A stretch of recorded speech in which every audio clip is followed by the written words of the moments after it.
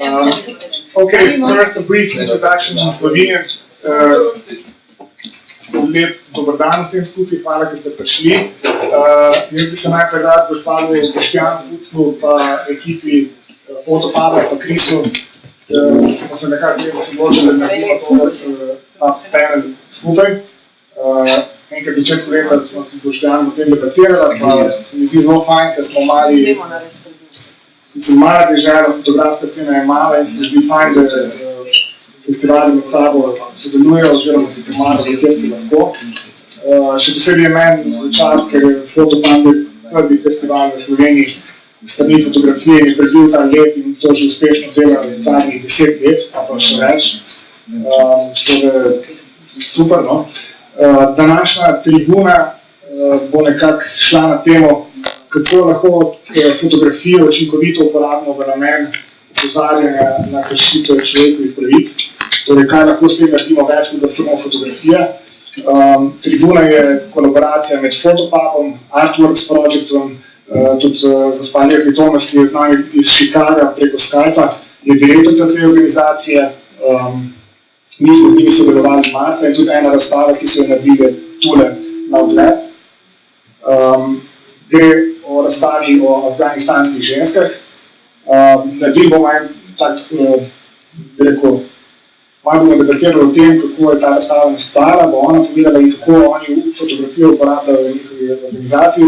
Potem bodo pa naši gosti povedali tudi njihov veliko o tem.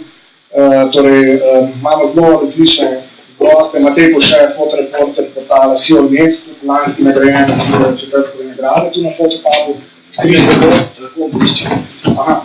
Okay, so let me switch to English. I'm introducing the speakers. Leslie Thomas, the director of Artworks Projects Organization. Matej Poše, photographer at Planet Siol webpage. Last year's winner of the Thursday Award here at Fotopub. Chris Bolt, art director of the Fotopub Festival, who's been art director of the last 5 years successfully. Also a very good photographer at Panos Agency. Jost Franco, a younger photographer, but doing very good. Recently got accepted in the Set and Mentor program. Boštjan Vidomšek, a journalist who was in Afghanistan many times for the biggest Slovenian daily newspaper. And his colleague, co-worker, Jure Ržen, photographer, they both just put out a book recently also, not just on Afghanistan, but on the whole post-9/11 world situation. So they were both in Afghanistan a lot of times and have a lot of experience from the ground. And our host, the moderator of the roundtable discussion, Barbara Vodopivec, she before worked at Sloda, who specialized in issues on Afghanistan and similar things, but now she's working with Humanitas NGO. And I think it's best if I just hand over to Barbara and we can start. Okay, thank you, Matej. Okay, as Matej has mentioned, there's quite a variety of topics we're going to tackle today, and mainly we'll start with the relation between photography and human rights and how to effectively use it as a tool for engagement. And then from that we'll go to the gender equality issues in Afghanistan and women's rights. And then, of course, later we'll open the floor for your questions and comments and ideas so we can make it as interactive as possible. Leslie, we will start with you because from what I understand, you're also in a bit of a hurry. I'm in another meeting. I apologize about how to use photography and human rights for large school systems. So the same thing can happen with young people. Okay, so you're the founding director of Artworks Projects, where you're trying to link visual images from film to photography and other arts to human rights context. So can you tell us a little bit more about this linkage? Where do you see the role of photography in the promotion of human rights around the world? Can you tell us basically what makes Artworks Project work? And if we look at human rights, not only in terms of political rights, but also in terms of economic, social and cultural rights. Absolutely. Effectively, what we see our job is is to be the bridge between people like the photographers on the panel today who are generating work that documents the impact of crisis and war on civilians and on the sort of full breadth of society. Traditionally, and people like Ron Haviv and Marcus Bleasdale and I have talked about this for a long time, traditionally you would go and shoot that work. It would be very difficult to get. You would work very hard. You would create compelling images. And then a great number of them would be published in what we roughly refer to as mainstream media. And society writ large would see that work. And generally speaking, if it got in the right hands, they would move to provide solutions to stop abuses or so on and so forth. Doesn't always happen, but at least the information in the photographs would get to the general public and to political stakeholders. As mainstream media has shrunk and the dollars for that have shrunk, the opportunity for the is the internet allows you to post a whole lot of stuff, but the chances of somebody going to it can become incredibly slim. Can you hear me okay? Yes. Okay. So you may take the most amazing and compelling photographs in the world, but Time may buy one photograph, or the New York Times may publish one photograph, and you have 30 stories that you did that you thought were completely essential and told all kinds of nuanced and important pieces about human rights, about abuses. In the situation of, say, Afghanistan, a project, Women Between Peace and War, started because Lindsay Addario was shooting for the New York Times. So she has quite a platform and she's doing very compelling work. But the photos that very good photo editors at the Times, who were friends, were selecting because of other constraints, they weren't publishing the breadth of stories of how women and girls, for example, were being attacked and what was going on and what the challenges they were facing. So this exhibition came out, as most of ours do, of a desire to show a larger story and sometimes a more nuanced and subtle story to audiences that are ready and willing to read about that and to look at that and to understand that if you can give that space. So we sort of feel that the talent and the skill and the expertise of photographers need more platforms and organizations like ours and others who can really work to deliver that information visually to people who have funding, people who have political votes who can change it, and to grassroots audiences. So that's kind of where we are, and how we feel the role of advocacy and human rights, can work with high-quality photojournalism and investigatory photojournalism. Leslie, you already opened now the question of Afghanistan, so I'll just ask another question in relation to this. But before I do, I just want to say we're going to see a movie from Abby later on, so we're going to hear from her, and she's also the author of the photographies that we can see in some place in Nova Mesto, which I don't really know where. Yeah. Sorry, ask organizers. But in the library. On the first floor. But okay, you started with Afghanistan and the current project you had on Afghani women. So can you elaborate a little bit more on what, because you wrote, I don't know if it was you, but it was written in the preface of one of the exhibitions, that it's about moving past the stereotypes and assumptions we have about life behind the burqa. So maybe you can elaborate a little bit more on what stereotypes are you trying to break with these exhibitions, and how are you breaking them? One of the things that we feel that long-term photo documentation has shown in Afghanistan, and this applies for a lot of countries, but let's stick with Afghanistan, where there are so many misconceptions, and because physically the burqa prevents most of us from penetrating the intimacies of society or female society, is that women in Afghanistan have made enormous successes in a number of areas. They face wide challenges, but they are agents in their success, and they have strong opinions about changing their role in society, reclaiming ground they had in the 60s and the 70s, and moving forward across the spectrum. So we selected 4 areas of development: access to health, access to education, economic development, and rule of law. And then what we did is, working with the Afghan Women's Network and other Afghan leaders in those areas, said, all right, what are the challenges that women are facing in health? An extraordinarily high maternal mortality ratio, infant mortality ratio.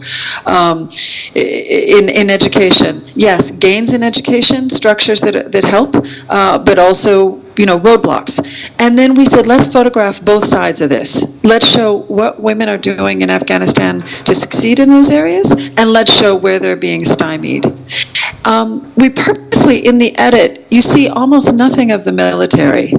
And that was done not because we wanted to deny that there's a war going on and an armed conflict, but because we wanted to say, 99%, certainly in the US, but in many other countries, of the images that you see in Afghanistan are of the direct conflict. Most people are impacted by the collateral damage of a war. In the Congo, enormous deaths. It's not because all 5 million people plus have died of a bullet wound. It's because you die for lack of medicine, because you give birth in a forest without any attendants. And so we feel our job is to tell those sort of the larger circle, if that makes sense, of the splash. In Afghanistan, that's what we wanted to do. Okay. Thank you, Leslie. I hope you can still stay with us for a while, but when you will have to go, you will have to go. Thank you. Thank you. If you'll be here, we'll get back to you, but now I would like to turn a little bit to Chris. Can you maybe pick up a little bit on what Leslie has said in the beginning, in the connection between the photography and human rights, and the role of photography in the human rights context? Maybe you can also tell us a little bit more. Today we see a lot of images, we get a lot of visual representations, and some say, okay, that's great, it has also globalized human conscience, empathy, solidarity, but on the other hand, people talk also about compassion fatigue, which means we get a lot of images, we get a lot of emotional responses, but they're usually often can be, instead of engaging us into action, paralyzing. How can you actually make photography only from awareness-raising tool to tool for engagement? Is it possible? It is not? Well, I think there's a lot of photography being made which is more stigmatizing than is raising empathy. And that could be because of the pick of the editors, or maybe the pressure on the photographers. Which is dictated also by the role of the media. I think there is a large battle to be fought, and which could also be won easily, or not so easy maybe, but by trying to find maybe in some cases another language. As what Leslie said, that in the exhibition, hey, you try to show situations which are going deeper into the society, in which you understand the society better, and it makes it maybe easier to understand the conflict, and can also raise empathy, And but in many cases, and I'm more Africa-based photographer than the Afghan region. In Africa, you still see that the image language is really dominated by a Western point of view, and more, I think we should be ashamed of ourselves to do this.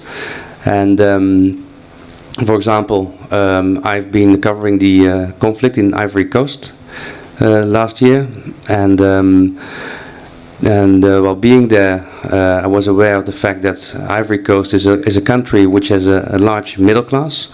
They could have a very blossoming economy because of the cacao industry and stuff, and that was completely paralyzed by the conflict. So many families were not able to move around in the towns and in the cities, but the image we saw was the image of the fighter wearing camouflage bushes in his hair and jumping around and shooting, and we totally forgot about the other context. And I think there is that is it's for me it's quite shocking that we are still trying to stigmatize a whole continent in that way, and we should really think about that. And if you want to know how I deal with it personally as a photographer, I try to find different angles, and I try to raise awareness in my photography by finding different solutions in how to photograph certain situations. For example, there was a village which was burned down to the ground because of, let's say, ethnic cleansing which was going on, and I made a portrait series of the houses which were burned down, and I photographed so many. And I made a collage out of this, and this collage was printed, in a newsprint to show the magnitude of what actually happened, and how many people are in fact touched by this whole conflict, and that's a different approach. So I don't really show the aggressor, but I show the victim without victimizing the people. I left the people out, but you all knew that all these families were lost their livelihoods and their houses. So that's a solution, and I think about that when I photograph and when I'm out there. Okay, thank you. Let's turn a little bit to photographers, other photographers here from Slovenia. Let's start also a bit more broadly. At the recent film festival in Sarajevo, Bosnian film director Jasmila Žbanić, she said that if I wouldn't believe that the movies I make can make an impact on society, I wouldn't be doing what I do. So in what sense could you say something similar for your own work? What is the power of photography? Are photographers also actors of social change?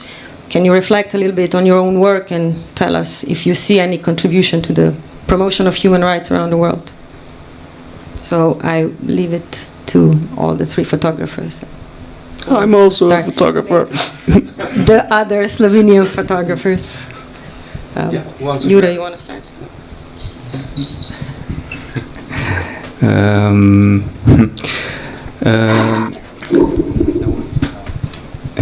It's like Chris said, I really, I try to think about what I'm taking pictures about and what would these pictures, to get a meaning,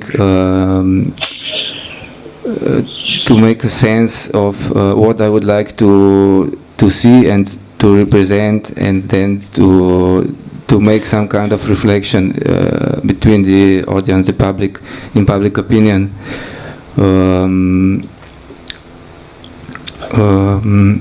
Somehow, we don't have the power to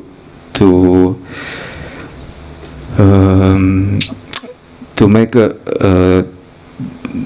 let's say,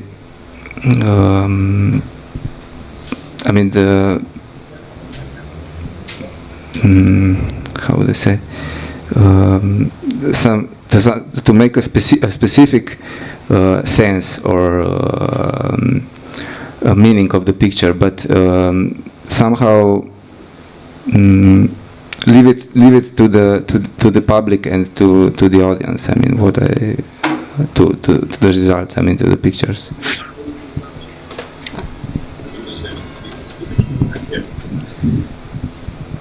Yeah, if you can continue, please. Okay, Same question. I don't think that I'm the one to talk about these themes because I obviously have not covered any conflict situations, but I do believe that photographs should encourage people to think or rethink certain thematics, okay?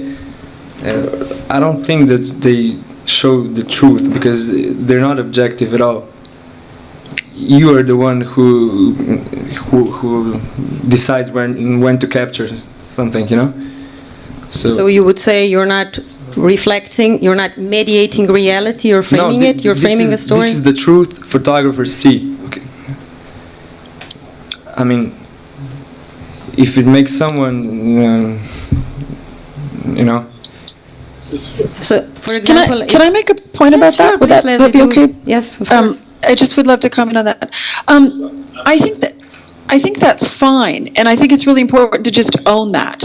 There is no. I mean, there's a reason that Rashomon was such an important film, because it is the truth as you perceive it, or as I perceive it, or any other person. And I think that if you take on the profession, any profession in the arts or photojournalism, it's important to simply be comfortable with that. Your position and you have the right to do that, and we can choose to look at your work or not look at your work. But there's this funny thing that happens, this dialogue where, and I'm not saying that you feel awkward about that, but you'll hear people feel uncomfortable or awkward about that objectivity or lack of objectivity. And I think if we just owned that, I'm a curator and I'm a photo editor, and so I edit certain things a certain way, and you shoot certain things, and someone else would come and shoot a different story. And I think we should just say that is who it is. And your legacy are the decisions that you made of what you chose to show the world. And if we can appreciate it and learn from it, then that's great. But that's an asset, I think. And sometimes we don't own that, if that makes sense. Matej, does it make sense? Can you elaborate on what has been said also about Leslie and with regard to the question posed?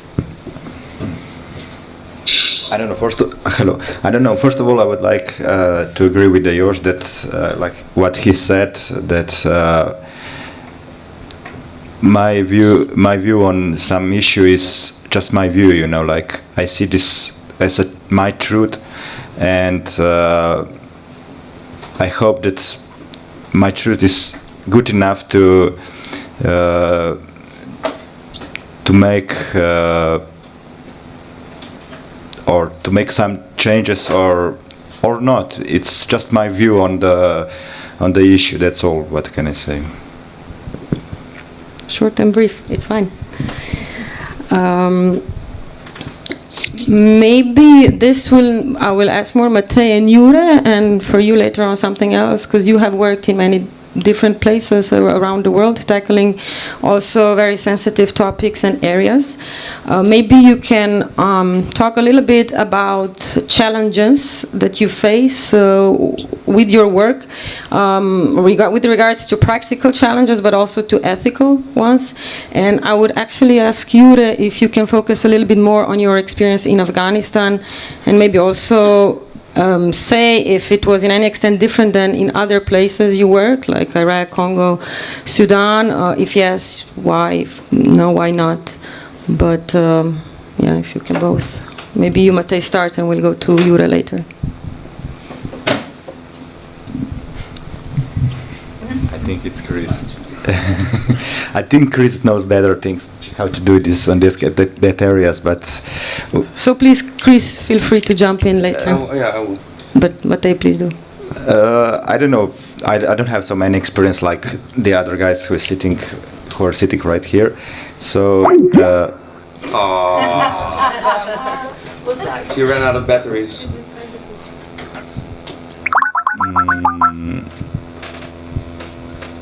My view on this is, no, it's okay. Yeah, I think you can continue, and while you it's talk. It's nothing special, what I could say, but I could say that, you have to have some kind of sensitivity to know on the topics. You have to know what you are doing and how to approach to that topic. So I think it's the first step is how to approach the topic, and then another step is on how you manage on the ground, and what you want to show with your pictures, and why are doing this, because if you're doing this because of the money, or because you want to show something, to show your view on the world, or you have to decide what are you going to do, like with those pictures. Yeah, and also, yeah, you want to? No. That's a very very good point you make. Like that, you really understand what is happening, so that you know what it's all about. What you see, and then you can make a choice what you pick out of what you see. You know, this whole theater where you stay at. Another really important thing is what actually happens to your picture when the picture finally ends up on the picture desk. And I think a very good example, well, since we're talking about Afghanistan, is Jodie Bieber's picture, which won the World Press Photo 2 years ago.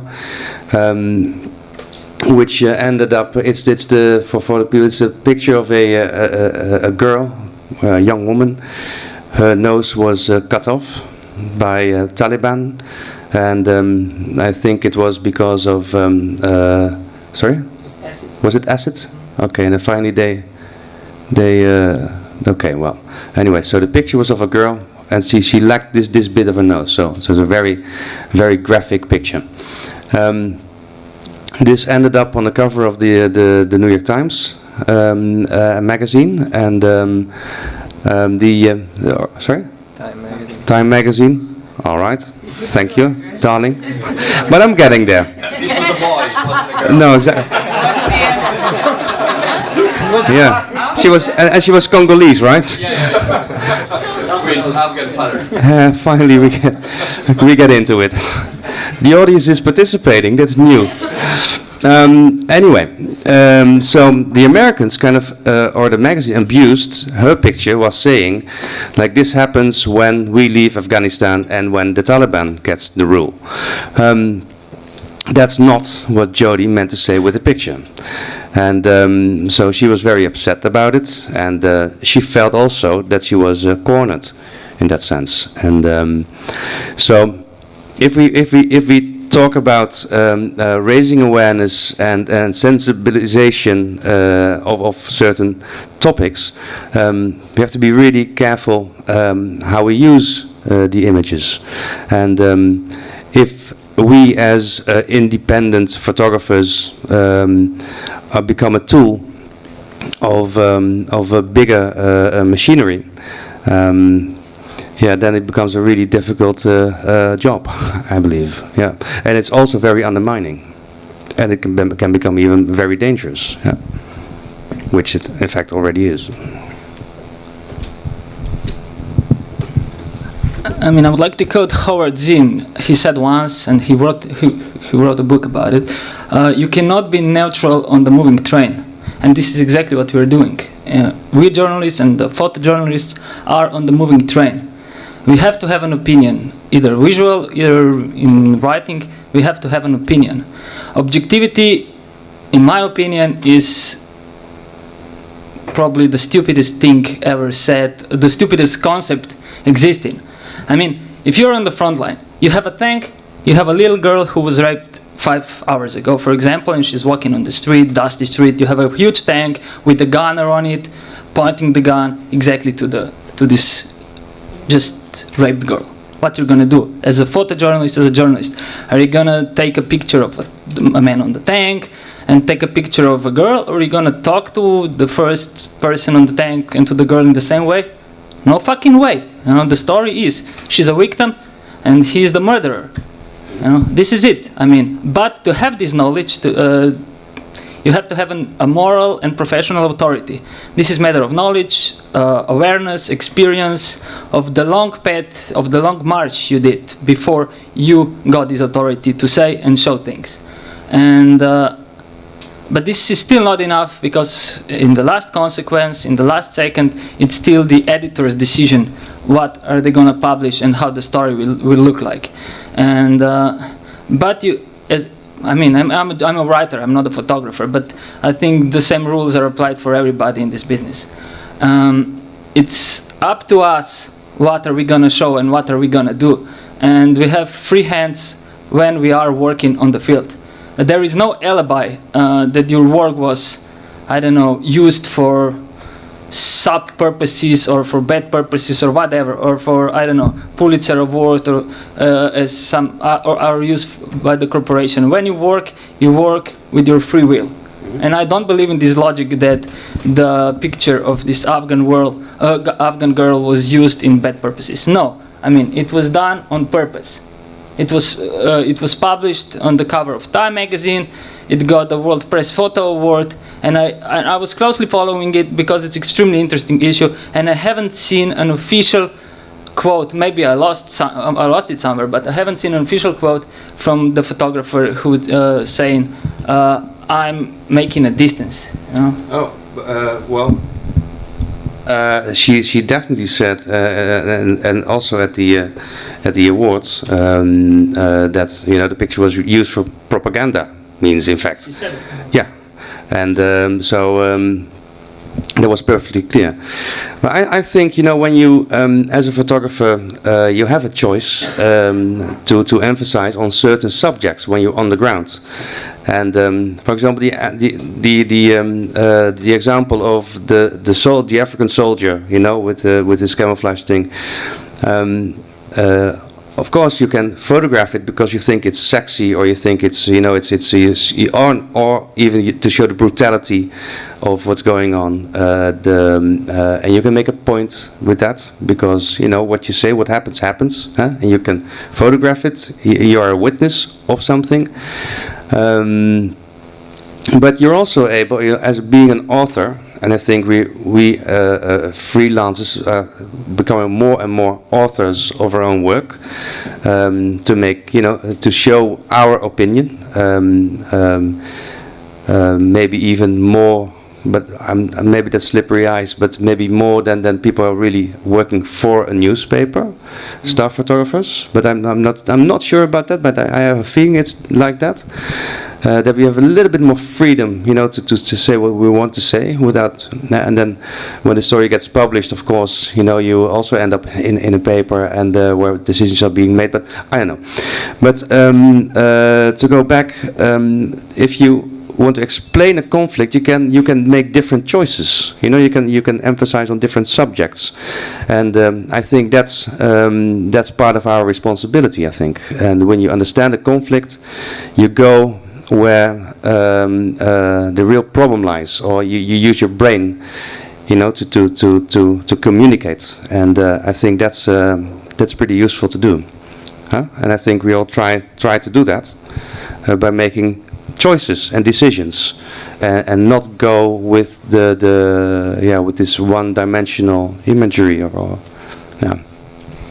Jure, you're nodding, so can you maybe add something to this, and then later also refer yeah, to we saw that. We saw you nodding. Yeah, You fell asleep. No. If you can maybe pick up on what has been said, and then also relate a little bit to your work in Afghanistan. You want to push the story to Afghanistan as soon as possible. Yeah, I mean, somehow I don't think Afghanistan is something. I mean, that's a different world to any other places that have been. I mean, but okay. I mean, approaching to the people in what situation you are. I mean, you're working at a specific moment. I mean. Usually we worked a lot with like being embed with the U.S. Army or something like this. So you take a completely different approach to the people. I mean, I'm talking about civilians. How you communicate with them once you are coming with I don't know, with 10 or 15 of U.S. soldiers or whatever. But I mean, on the other hand, if you're moving alone, if you are like let's say independent journalist, it's completely different. But I mean, the most important thing I need when I work in these circumstances is actually a time and that you need to find this communication with the person, with the family, with I don't know, in a village or wherever we are. I mean, the first time when you are somewhere or when you get a contact with somebody, you just say hello. You are just. I mean, it's like eye contact and trying to get some feeling that you are here for as a journalist, and that you are keen to know how do they live. I mean, actually I mean that because the story that I do or that we do when we do let's say, I mean, war photography or crisis story, it's actually about day life of the civilians, of people who are affected by circumstances. How do they live? What do they feel? How do they behave? I mean, how they affected by that? And okay, maybe it's a sign. Wow. There's money falling out. Yoo-hoo! It's raining. It's raining money here over here. Come on, guys. Joost, you're one of the youngest photographers, well, maybe in the room, I don't know, but from what I read, you've been in the you're already for years now attending different workshops. You've done a lot of pictures, which gained awards. When you hear, let's say, generations who have already done quite a lot of work in this field, is this maybe a path you want to go towards too? What would you like to gain in the future with photography? And then maybe you can also comment on what has been said on all these approaches and challenges if you want. But yeah, sure, this is the path I want to follow, you know. Since I started photographing. But through the years of growing up and stuff, I realized why this idea of doing that is important to me, or to... I don't want to sound cliché or anything, but it was a really naive idea at first. You know, seeing Robert Capa, Ernst Hemingway, war reporting, James Nachtwey, wow, you know? Having a beer at cocaine.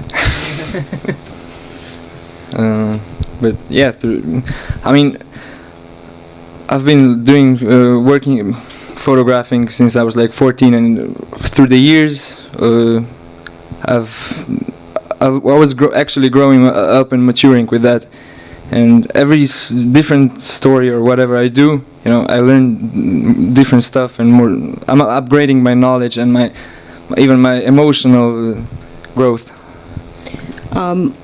Correct me if I'm wrong, because I'm not sure, but from what I heard, you also try to relate to different media, the use of photography or the message you want to send. Is that true? So come again?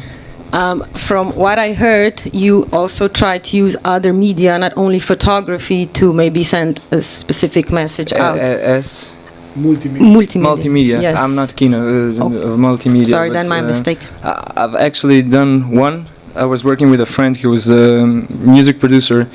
He made a soundtrack for the slideshow and recorded sounds, but I'm not keen of multimedia. Okay, thank you. I would actually like to go back to what Chris has been. You touched upon, but this will be question actually for Boštjan now.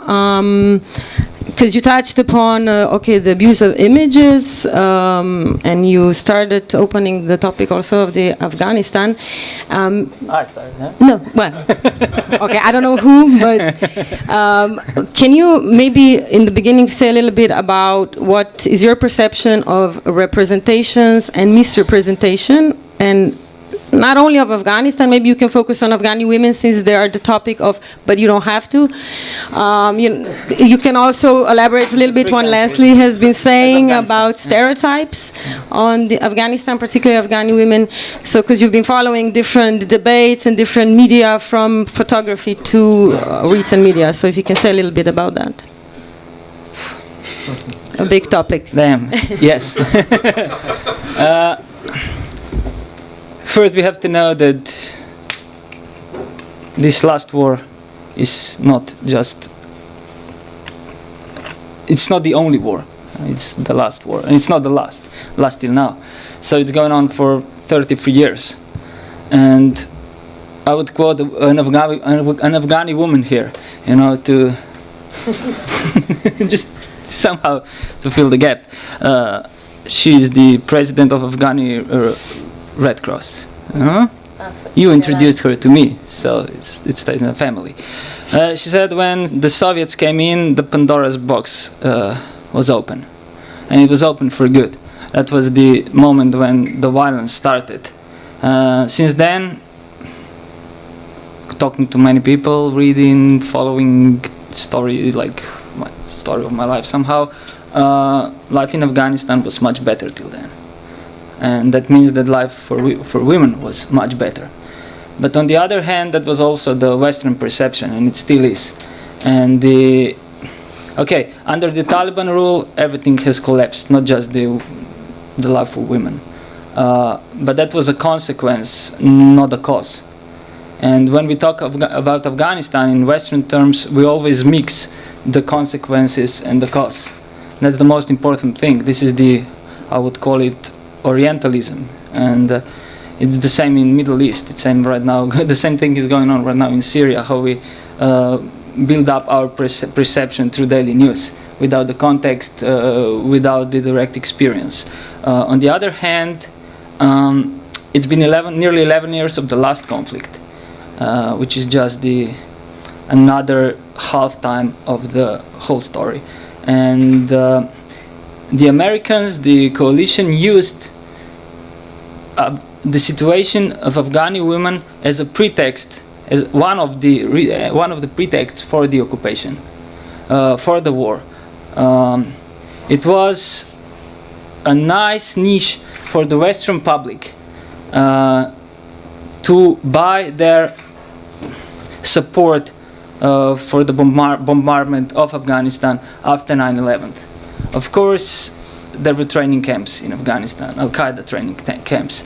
The Taliban regime was sheltering somehow Osama bin Laden and his guys. But in my opinion, that was not the reason to bomb the whole country. And definitely, it was not the reason, and it is not a reason to stay there for 10 and more years. And what has happened in these 10 years was there was a lot of euphoria in first 2 or 3 years, and then everything collapsed. It went back to the Taliban roots somehow. And again, as a consequence, not as a cause. And the situation of Afghani women right now is just slightly better than it was in 2001 or 1996 when Taliban rule started in Kabul. And it was, to use the word which was used before, it was Western propaganda. And it was just another clear sign of our westernized, orientalized mind where the war or clash of civilization has a nice little place. It's been put in this neoconservative, neoliberal shock doctrine set of mind, and it worked well. And what I think is that Afghani women were metaphorically raped by Western countries. Chris, do you want to add something on this? No, but it was quite a statement, yeah. If you can also just briefly say something about now the perspective, because we're talking about year 2014, withdrawal international troops, there are negotiations between Karzai and the Taliban. There's probably going to be a big decrease in international aid, despite some recent promises. What do you think are some perspectives in the future for the Afghani women and gender equality issue in general in Afghanistan? It's not going to get better at all. And the problem is that it cannot be much worse than it is now. So it's kind of cataclysmic scenario, I think. You know, I mean, I don't believe that the Taliban will establish in this formal scenario their rule again. Their power is much, much overestimated right now. Of course, Afghani national forces, including police and army, are not well prepared to take care of their own country. It's been 10 years of training them, tens and tens of billions of dollars have been spent. Most of them went, but on the other hand, most of them went to the private security firms, companies. These are the real rulers of Afghanistan right now. Nobody's talking about it, or just those who are on the field for years and know what is going on. The real rulers of Afghanistan are, few years ago, they were really small companies established by US money, European money, also Russian, Indian, and Chinese money. Companies which were, I don't know, securing the NATO convoy, the ISAF convoys, securing government buildings, securing the rich Afghanis, Novel rich, securing whatever, it doesn't matter what. And they have overgrown themselves.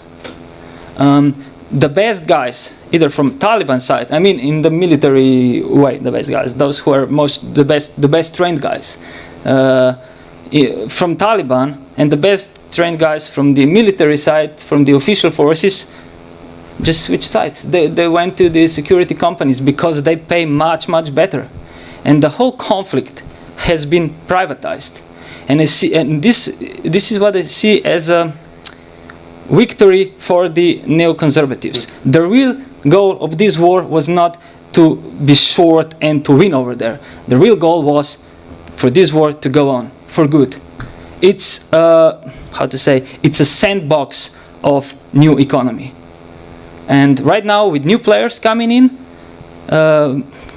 preferably and mostly China, which got all the big mining contracts, this conflict is gonna grow.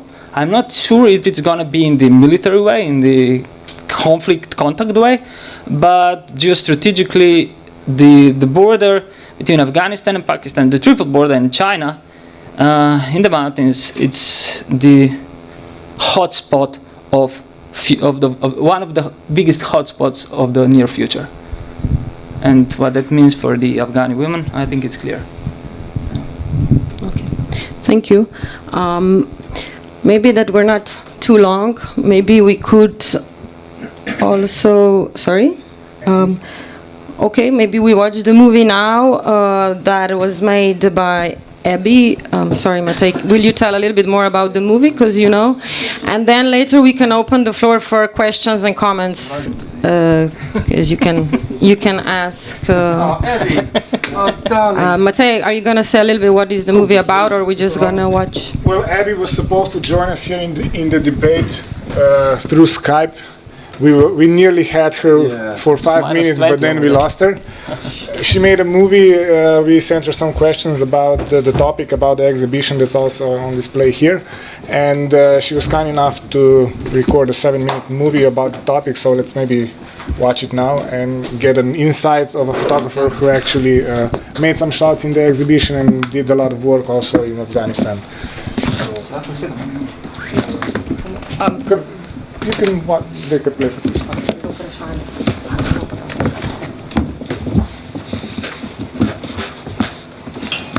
Hello, Fotopub. This is Abby speaking from London. Just want to say I wish I could be there with you all. Fotopub's one of the best festivals I've ever been to for photography, so I hope you're all having a brilliant time. I don't have long, so I'll get straight to the questions that you've asked. The first one is, how was it for me to work in Afghanistan as a woman and with women? I always find that when you're working in a Muslim country or culture, it's much easier as a woman to get your access and gain your trust with your subjects, because you're not crossing any cultural boundaries and you're not a threat, you know. Women don't see you as a threat coming into their environment, particularly with the boxing set that is part of the Artworks exhibition. I was there working on assignment with Oxfam, so in terms of access that was quite straightforward because they were part funding the training for the girls boxing, so straight away there was an in there, and on a one-to-one sort of photographer to subject trust issue, I find that this is the same wherever I'm working in the world, that it's about being able to relate to people, being able to communicate your passion and understanding for their situation. Empathy is a huge word I'd use. I think I don't want to upset any men in the room, but I think generally as a rule maybe women are a bit bit better at empathising than men are. Is that a bit controversial? I don't know. It's always a bit scary when you say these things on tape. But so in terms of the girls, it was a positive story, which was a really nice thing to work on instead of something tragic and miserable. And I think the positive story that women such as these girls training and doing their boxing is a really important one to tell as part of the wider story on women's rights, because it's inspiring. It shows that where there's a will, there's a way, and despite whatever circumstance and situation you're in, if you can find the courage and the determination to go for your dreams, then great things can happen. The girls I met were just incredible, really, both strong physically, but more importantly, strong mentally. The access, I photographed them all training at the gym, and I was only there for a week, so I tried to see if it was possible for me to go back to their homes, to photograph them at homes, and that's where the difficulties kicked in, because although they were very proud to show what they were doing in terms of their boxing and at the stadium, they were very nervous about me as a Westerner going back to their houses and their neighbours seeing, and what discussions that might bring up in the community. So this is, part of the reason why I think we've got to keep on battling away at these subjects such as women's rights. So how do I see photography as a medium to promote knowledge of violation of human rights? I think photography is my passion. It's how I understand, it's how I translate the world, it serves as my memory and my conscience. And I believe, even more so now than than ever before, images are, people are obsessed with imagery. We're all on our phones all the time, tweeting pictures. The fact that Instagram's just been sold to Facebook for 1 billion just shows how powerful imagery can be, and photography especially. So I think it's a better time than ever for photography, and that using photography to promote this is great, and we should all keep doing it. You've just got to keep plugging away. The great thing about artworks is the collaboration of people and ideas, and I think that's when things can become even more powerful, when you get together groups of people working on the same issues to highlight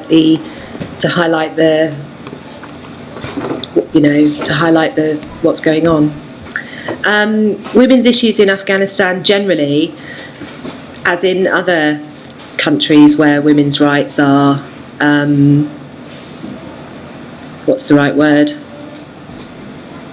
Suppressed, should we say? Not encouraged, might be another way to put it. The women I met when I was there were all incredibly strong-minded, and what I think highlighting those kind of issues serves is inspiration to others, because once people can see that there is a route and there is a way forward, then this provides inspiration, basically, and we all need that. None of us are an island.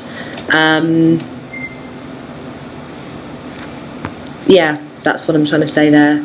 I think that the Artworks project in particular is a great way, through turning art into activism, by creating books, by creating exhibitions, by making a body of work available to a community to download and show in their community, is a great way of making photography more accessible, and it not just being part of a sort of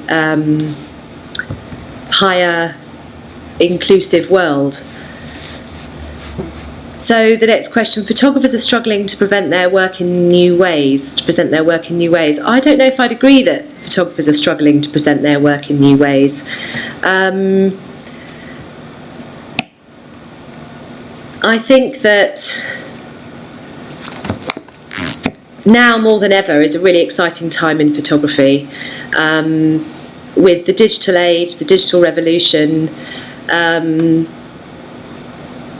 the democratization that the internet has brought means that as photographers we can self-publish our work. We can reach audiences that perhaps in the past wouldn't have necessarily been possible, because if you think about the fact that there are more people on Facebook today than there were in the world 200 years ago, and how the rule of 7 degrees of separation is now more relevant than ever, I think it's a really exciting time, and good work will always come to the fore. And with the opportunity now of blogs and tweets going viral, something that any one of us puts out to the world, it's up to us how we can push that forward. And the opportunities are bigger than ever, and it's up to us to embrace that change and not see it as a time of struggling photography. I think, like with everything, it's about the perspective which you take on life or photography or whatever. And with everything up in the air now, it's all there to be grabbed, and we should go for it. So I just want to thank Artworks for honouring me and being involved in the project, and for getting this issue of women's rights out there, because in all the places I've travelled to with my work, it really does show that the places where women are part of the political, social, economic structure, the better life tends to be. That's just my personal experience. So the more we can highlight these issues and get them out there, the better place the world could be. I don't know if you can hear my little baby. He's crying in his room, so it's time for me to go and love you and leave you. But I hope that the rest of this debate will be online so that I can see what you've all got to say. Thanks for listening, and love to you all.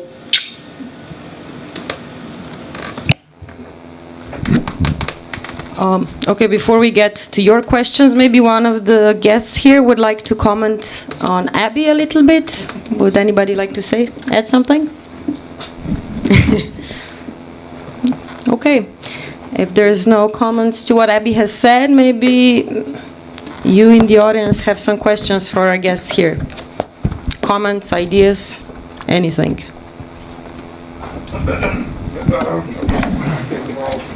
Yeah, that's always the awkward part. Okay. If nobody will start, okay, then I will just have one last one.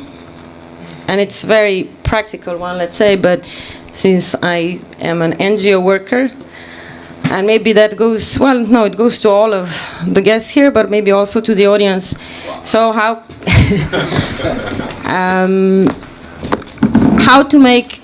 to establish, let's say, such collaborations also in Slovenia between different actors, such as photographers, journalists, and NGO workers and development humanitarian projects. I mean, is that already happening and I'm not familiar with, or how do you feel that would be possible? Sorry, again, the collaboration between NGO workers and photographers and journalists to make maybe more collaboration, more synergies to, make awareness raising much more effective, much more loud, and actually stimulate people for our engagement. Maybe there are already some practices happening that... I think a lot, and already for a very long time.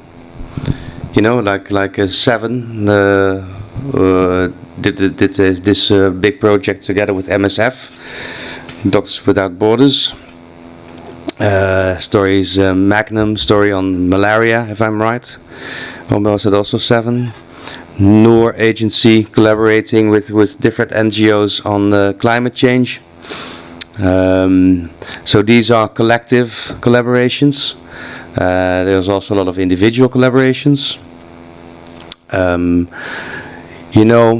Most of the work which is produced and also is award-winning work. For example, work by Paolo Pellegrin or Pep Bonnet, or people who have a very strong visual language, so to speak, comes from the source is most of the time the NGO, because they are the ones with the budget. And we had this talk here at Fotopub at the debate like 4 years ago, the role of NGO taking over the role of the newspapers and the magazines. They are the ones with the budgets, and then the newspapers are cutting them. And but in the strict sense of the word, you are a journalist, and when you look it up in the dictionary, a journalist is working for the press. If you work for an NGO, you're not a journalist, strictly speaking. So if you work for an NGO, you lose your title of being a photojournalist. You're working for an NGO, so you're not working for the press. But that's more like a strict definition. But the collaboration is happening. Me, maybe also you, also work maybe for NGOs. I do it a lot. And my work for MSF also ends up in the print media. And the stuff they want me to shoot, which is maybe show the work they are doing, is one part, and my personal work is another part, and they encourage me to do that. So, in fact, and that's happening quite a bit. Another story of an example. I'm working now for Save the Children to photograph the dreams of children all over the world, to visualize these dreams. It's a very positive story, and it's easy to relate to. So it's easier, with such a story to go to the hearts and minds of the people, who appreciate the work of an NGO or appreciate photography, and most of all appreciate the people on the picture. Yeah. So no, it's this collaboration is existing, and it's alive, like what Abby said. Yeah. Okay. Thank you. Would anybody else like to add anything?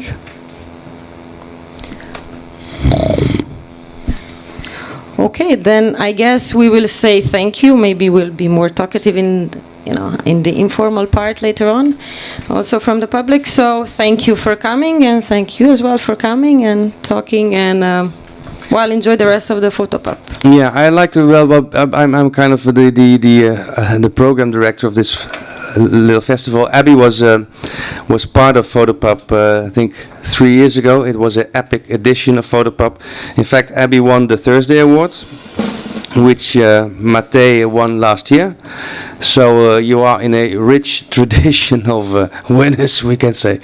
I'd like to thank you for being here. And I really appreciate that there's so many photographers from Ljubljana here. And it's always difficult, to leave your hometown and go somewhere. I know I'm from Amsterdam. Whenever there's something going on like 15 kilometers ahead, so that's farmers, I don't go there. But I really, really appreciate this, and so thanks a lot to you. And tonight at 9 o'clock at the Museum Gardens outside, we have the Thursday Awards. So you're all invited. Yeah.